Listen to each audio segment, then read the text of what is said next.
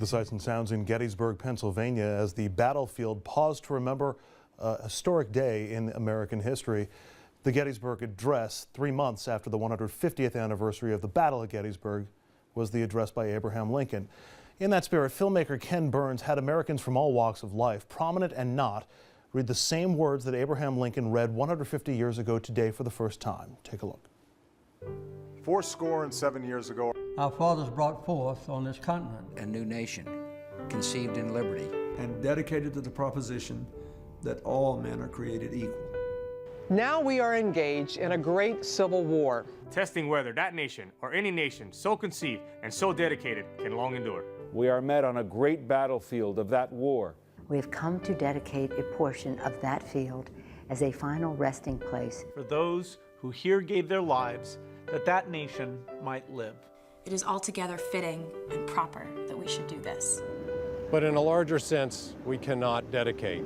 We cannot consecrate. We cannot hallow this ground. The brave men, living and dead, who struggled here have consecrated it. Far above our poor power to add or detract. The world will little note nor long remember what we say here. But it can never forget what they did here. It is for us, the living, rather, to be dedicated here to the unfinished work which they who fought here have thus far so nobly advanced. It is rather for us to be here dedicated to the great task remaining before us. That from these honored dead, we take increased devotion to that cause for which they gave the last full measure of devotion. That we here highly resolve that these dead shall not have died in vain.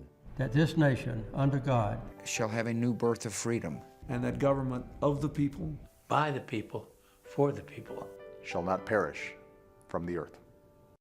The goal of the project? For every American to learn the words to the Gettysburg Address, first read 150 years ago today. We'll wrap up RFL after a quick break.